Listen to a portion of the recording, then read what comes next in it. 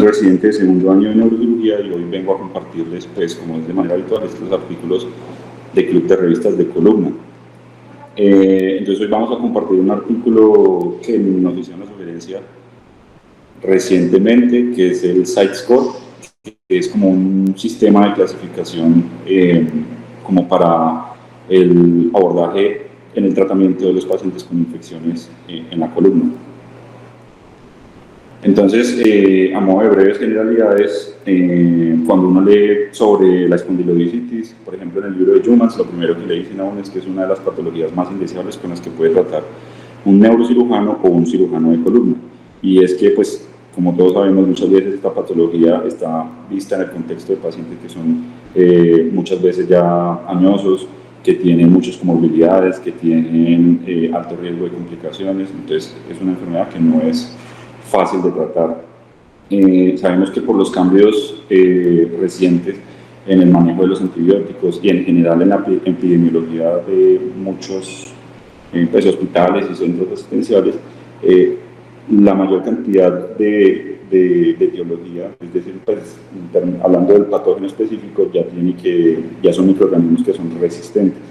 Eso de igual forma también tiene que ver con la alta carga de morbilidad que tienen estos pacientes. Esta enfermedad en particular pues, puede tener un curso ominoso si no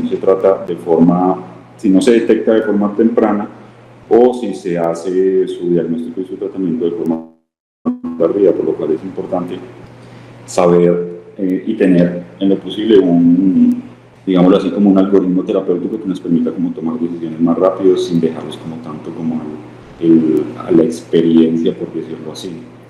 Y también sabemos que la espondilodicitis es en la mayoría de los casos una patología de tratamiento médico, pero nosotros como pues, neurocirujanos tenemos que estar involucrados cuando el manejo ya pasa a ser quirúrgico y pues, vamos a revisar un poquito con este artículo una propuesta pues, muy interesante sobre el manejo de estos pacientes. Hablando un poquito de la epidemiología, sabemos que la espondilodicitis es un pequeño porcentaje de todas las osteomielitis crónicas que se han pues, registrado, y esto está asociado nuevamente a los cambios demográficos. Sabemos que hoy en día pues, se ha aumentado la población que ha envejecido, por lo mismo la incidencia se ha prácticamente duplicado de 6.2 a 11.3 casos por 100.000 habitantes. Eso también, pues, como les había comentado, el hecho de que se ha aumentado la expectativa de vida, pacientes más crónicos, con más medicamentos, mayores tasas de hospitalización, que finalmente pueden terminar en un riesgo de contraer una infección de este tipo. No solamente es la infección allá a nivel localizado, a nivel del cuerpo y de la vértebra, sino que también puede, digamos, abarcar complicaciones ahí locales de tipo como abscesos fibrales, abscesos paravertebrales, meningitis, que reportadas en pocos casos, pero reportadas al fin y al cabo, o aneurismas micróticos aórticos, lo que muchas veces va a terminar complicando como la presentación y el manejo de estos pacientes. Entonces, ya pues todo esto lo estamos dando a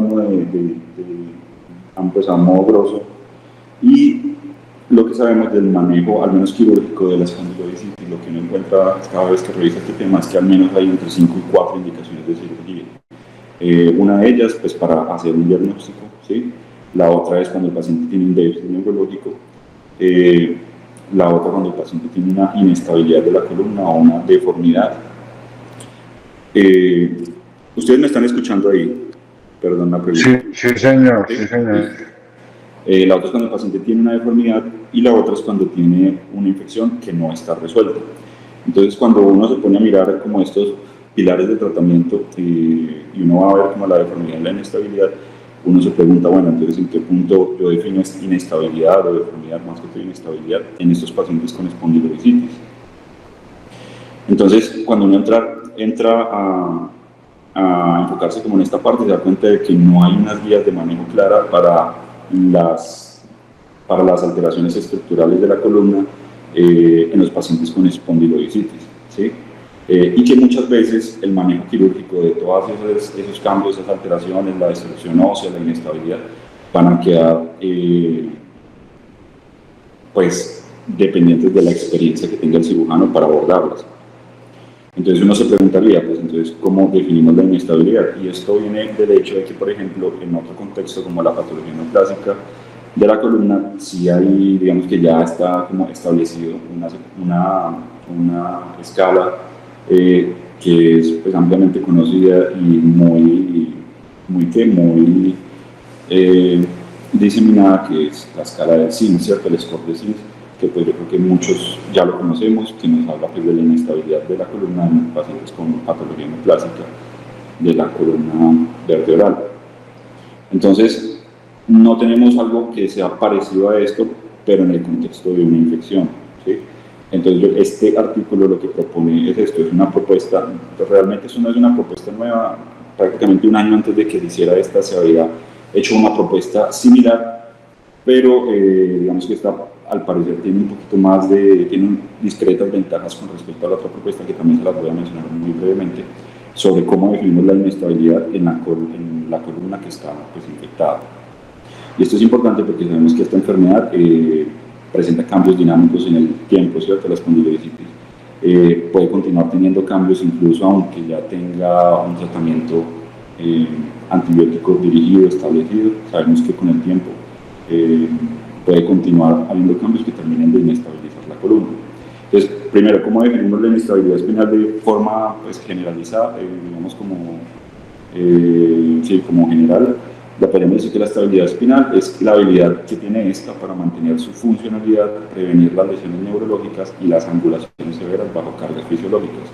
Y esto lo podríamos evaluar como pues, haciendo una evaluación de los síntomas, haciendo una evaluación de los signos que tienen mucho que ver con la localización de la infección y con un adecuado y juicioso estudio de imágenes. Entonces, ya teniendo eso en cuenta, digamos que esa forma de preámbulo, que también no lo mencionaba el artículo, este es el artículo que les quería compartir hoy, que es precisamente este score, el SIDE score, que es como la evaluación del tratamiento de las infecciones espinales y que nos propone como una nueva ayuda en la toma de decisiones pues, precisamente de estos pacientes. Este fue digamos como una propuesta que se realizó en los hospitales en Estados Unidos y Alemania a cargo de unos pues, cirujanos expertos en columna y digamos que el artículo tiene una parte interesante y es que define la inestabilidad de la columna en el contexto de la infección así de esta forma. Entonces la inestabilidad espinal se define como la pérdida de integridad de la columna por un proceso infeccioso asociado con o sin compresión, o sea, un proceso infeccioso asociado con o sin compresión de los elementos neurales, progresión sintomática o de la deformidad y el dolor asociado a la carga mecánica o a la inhabilidad para caminar. Esto es más o menos como la definición de inestabilidad en una columna que está infectada que nos da el artículo. Entonces, a partir del hecho de cómo se llegó finalmente a la propuesta de este score, lo que ellos nos explican es esto. Todo esto, el proceso que se llevó a cabo se llevó bajo esta metodología que se llama metodología Delphi, que se basa prácticamente en una especie como de un consenso de expertos donde se toman un número de variables sobre un tema en específico y se somete a evaluación por unos expertos. Estas variables se pasan, digámoslo así, se evalúan en 2 o 3 rondas, 2 o 3 veces, y poco a poco, a medida de que se le va dando como la importancia pues, mayor importancia a una variable, se van depurando y se van aislando para finalmente enfocarse en unas cuantas que probablemente son las que son, digamos, como más determinantes para cierto tema. Esto se hace cuando, digamos, esta forma de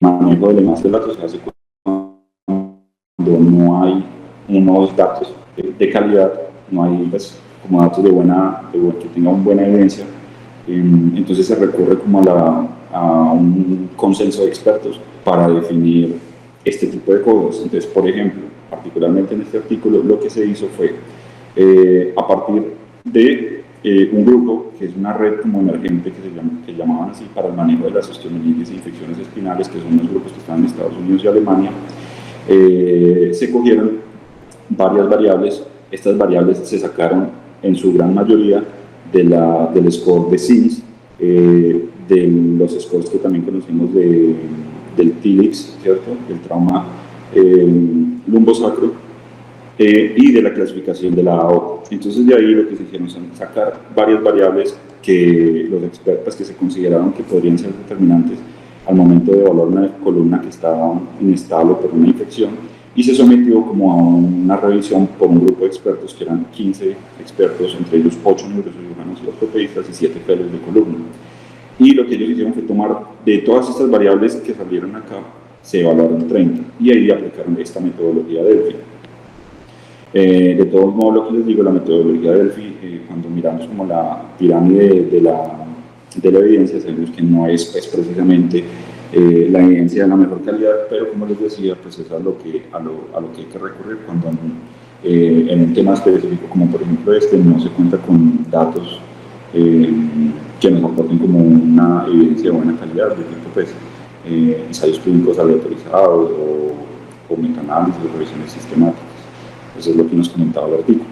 Entonces lo que se hizo fue que después de encontrar estas 30 variables y finalmente filtrarlas, después de haber sido revisadas por varios expertos, lo que se quedó fue en 5 variables. 5 variables fueron lo que ellos consideraron que eran como lo que más pues, tenía como impacto al momento de hacer la evaluación de la inestabilidad en la espondilodicitis. Entonces lo que ellos hicieron primero fue coger una cohorte de pacientes, de 10 pacientes.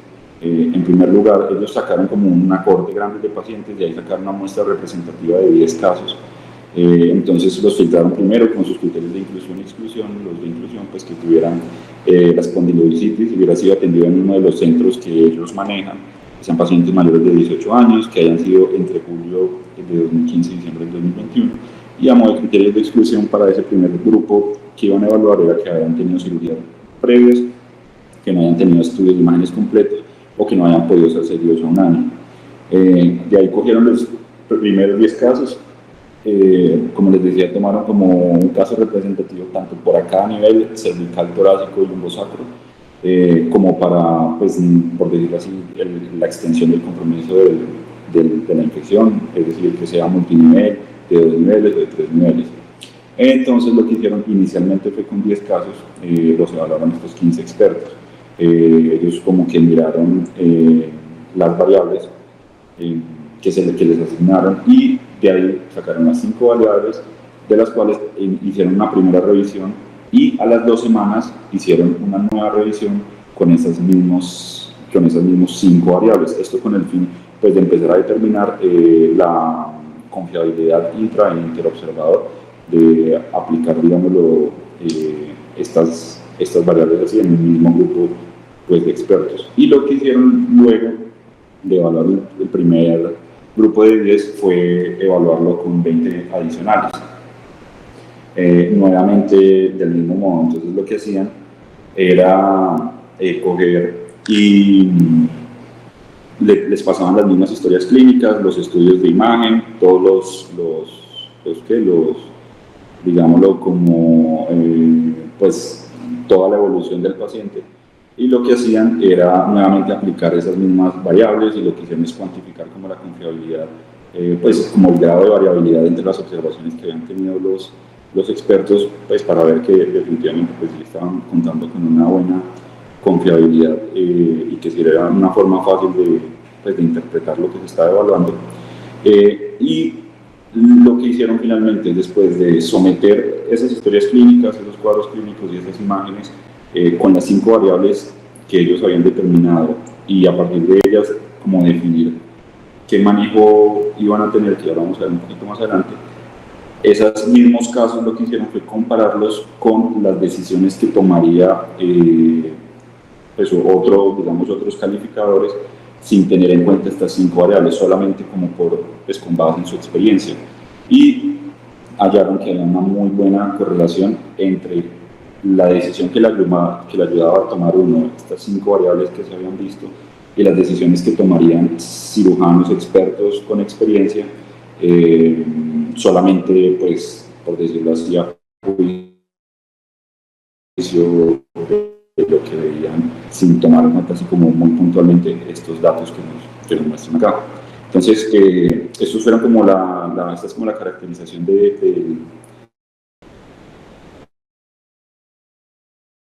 entonces hablaron pacientes con disitis, osteomielitis, abscesos epidurales, el manejo que les dieron, la localización de la infección y los niveles. Entonces, esto es como para ver que el grupo con el que se validó esta escala es un grupo pues, que incluye, pues, que tiene, no está limitado a un subgrupo en particular en el espectro de esta enfermedad, sino que se tomaron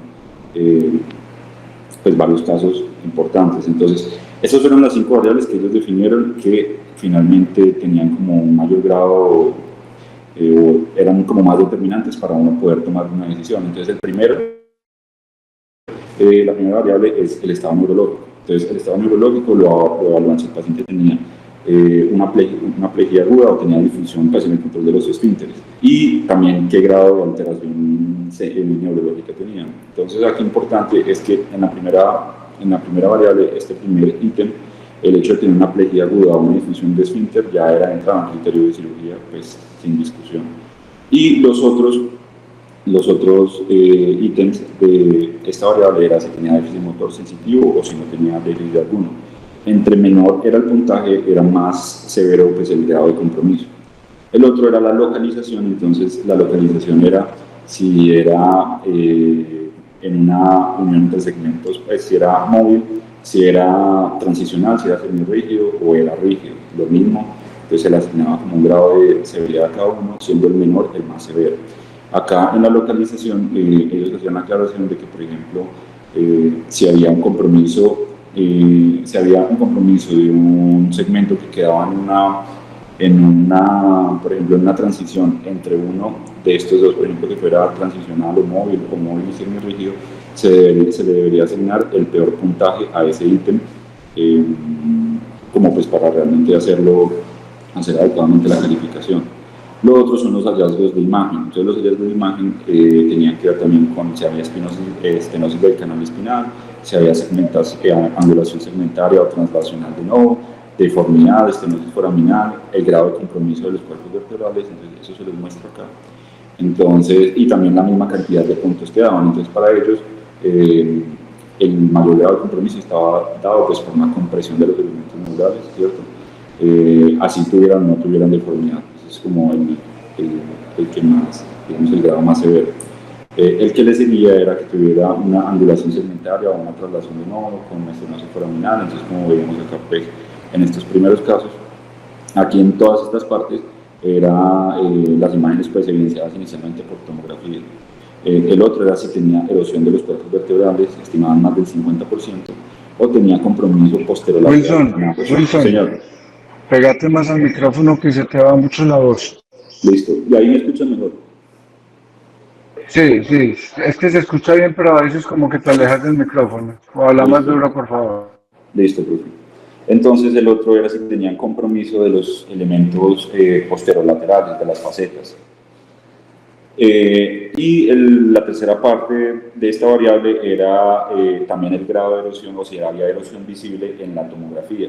Y no solamente en la tomografía, sino que aquí también evaluaba mediante resonancia si había compromiso por edema del cuerpo vertebral o del disco. Entonces, no solamente se basaban en los hallazgos de la tomografía, sino también de la resonancia.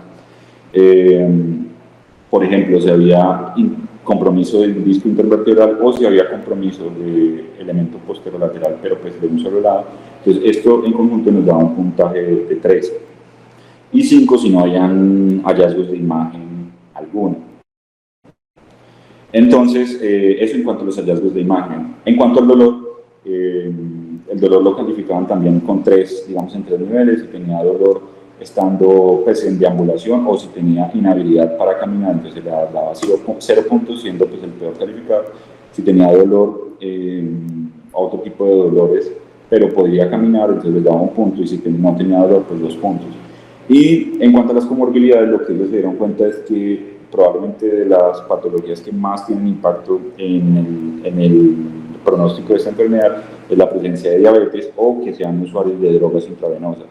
Eso les daba 0 puntos, y tener cualquier otra comorbilidad o sin comorbilidades les daba 1 punto. Entonces ellos finalmente lo que hicieron fue clasificar esto, digamos, como en 3 grupos en los que, de acuerdo a la severidad y a la suma de todos los puntos, pues había como se definía como un manejo. Entonces, entre ellos era, primero, pues de 0 a 8 puntos, una infección severa, se sugiere pues llevar a cirugía.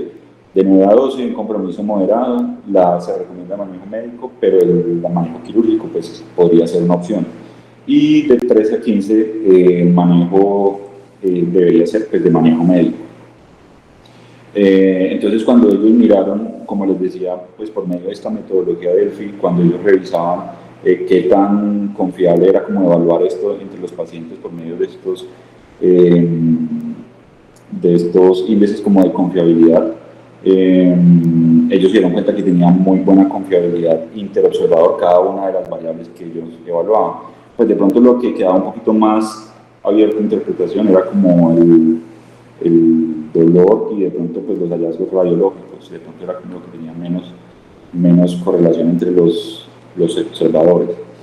Otra cosa de lo que decían ahí que yo les comentaba era que pues esta no era, por decirlo así, una propuesta tan nueva. De hecho, un año antes de que se propusiera se había propuesto también una clasificación con el mismo fin, y directamente desde este artículo lo que hacen es como pues decir que esta que se había propuesto previamente no tenía como las mismas ventajas del site score, porque pues le habían visto como algunas falencias. No era que lo dijeran a modo de críticas, pero decían que pues cuando lo comparaban, por ejemplo, con este otro que también proponía un score para definir el manejo, decían que por ejemplo este otro tenía una mayor tasa de falsos positivos, o había más pacientes con lesiones inestables que terminaban en manejo médico, que no tenía tanto en cuenta como lo hace el déficit neurológico. Habían encontrado que tenían menor fiabilidad interobservador y que esta otra escala no integraba los hallazgos pues, de la resonancia. Entonces, pues uno se sentaría a ver si realmente si es todo esto o realmente no es como ese grado o si esta sí realmente es así pues, de superior a la otra que nos propusieron. Entonces el mismo artículo nos propone dos casos como para dejarlos a evaluación con hallazgos imagenológicos muy sugestivos donde nos muestran pues unas imágenes de un cuadro de una espondilodicitis, ¿cierto? L5S1. Entonces nos muestra en este caso que el paciente tiene déficit neurológico, que tiene un dolor severo para deambular, que tiene historia de abuso de drogas intravenosas y que y le aplican como la escala donde nos da en la variable de disfunción motora un punto, en la localización un punto, donde hay compromiso pues en la imagen, como tiene más del 50% del cuerpo vertebral, 2 puntos, tiene dolor y tiene su antecedente. Entonces con esto uno podría decir que es un cuadro severo y lo que se sugiere es cirugía. Mientras tanto, por ejemplo acá nos muestran un caso que es muy parecido, pero no tiene la misma severidad. Cuando uno aplica estas mismas variables, da un puntaje mucho mayor. En este caso, nos da un puntaje de 11, entonces nos sugiere pues, manejo médico. O sea, manejo médico, pero manejo quirúrgico pues, podría ser una opción. Entonces, es como para ver que en unos hallazgos de imagen muy parecidos, pero tomando en cuenta esas otras variables, puede cambiar el manejo que nos propone pues, este nuevo score. Entonces, sí hay unas limitaciones. Ahora, cuando pasamos a la parte de las limitaciones, pues ellos mismos las reconocen.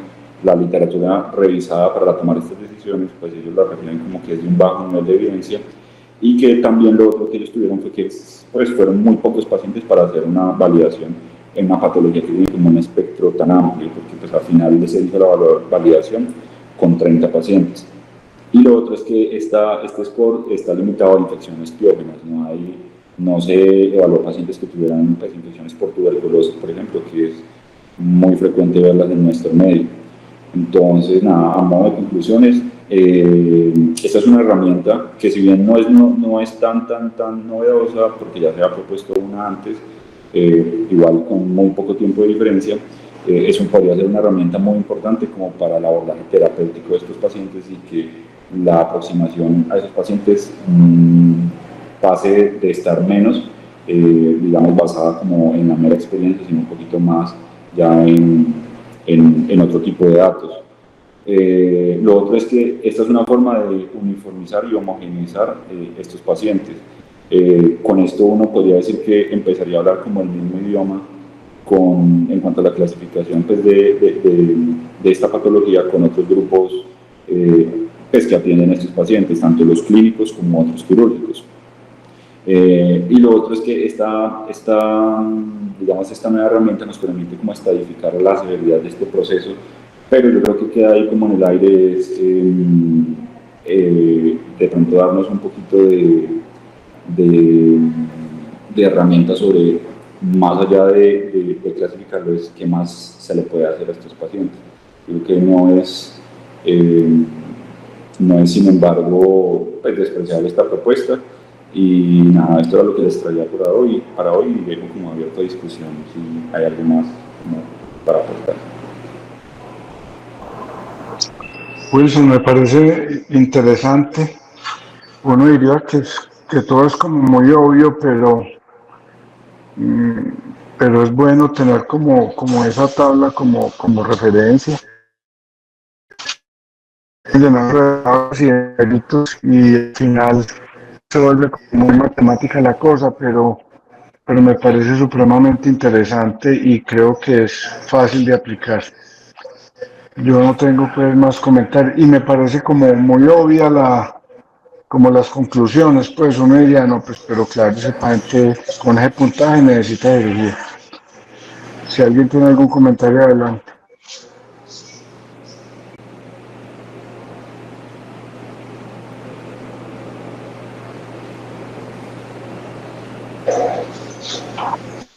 Bueno, Wilson, muchas gracias. Feliz día a todos. Chao, profesor. Hasta luego. Wilson, venga, aló. Yo creo, hay una parte que yo no entendí. ¿Esta tabla está más pensada para investigación o para aplicación clínica? Es que yo estoy de acuerdo con Nacho, pues, o sea, es como muy obvio, pues, en la clínica que uno llega y diga eso, o sea, es muy bueno para investigación, pues, para uno poder saber si va a investigar en infectología o no, pues, pero... No, profe, pues yo creo que la intención del artículo es como precisamente en un apartado que decía ahí, aportarle herramientas como a los tratantes, porque hablaba, por ejemplo, de hacer que los clínicos, por ejemplo, los grupos de medicina interna, de infectología y los quirúrgicos que manejan la columna, ortopedistas, neurocirujanos, hablaran como con el mismo idioma, sabieran que pues ya aplicando esta escala, qué paciente se iba a beneficiar de cirugía, qué paciente no. Yo creo que es más pensada en aplicarlo en la parte clínica. Ok. Gracias. Dani, desde el punto de vista epidemiológico, ¿vos cómo es esta cosa? No, bien, profe, o sea, es que eso no tiene como mucho misterio tampoco, pues, una clasificación de estas. Lo que a uno sí le parece extraño pues no extraño, pues tampoco. Pero sí es lo que usted dice, profesor, o sea, es relativamente, es volver muy cuantitativo algo que cualitativamente sabíamos, pues, que si un paciente tiene déficit neurológico y tiene un absceso, pues va para cirugía. Y que si el paciente pues tiene una inestabilidad, va para cirugía pues tenga o no tenga infección en algunas cosas. Volverlo cualitativo puede tener algunas ventajas, pero algunas veces lo vuelve muy complicado tomar una decisión de ir a sumar punticos con un paciente. En la aplicabilidad clínica yo diría que no es tan buena, pues no creo que nadie se vaya a ir a sumar punticos con una infección, pero sí puede que uno para investigar y poder comparar un paciente con otro en una investigación, sí lo puede comparar mucho más fácil los números que las cualidades. Esa sería como lo único que yo veo ahí. Sí, señor, así es. Y otra...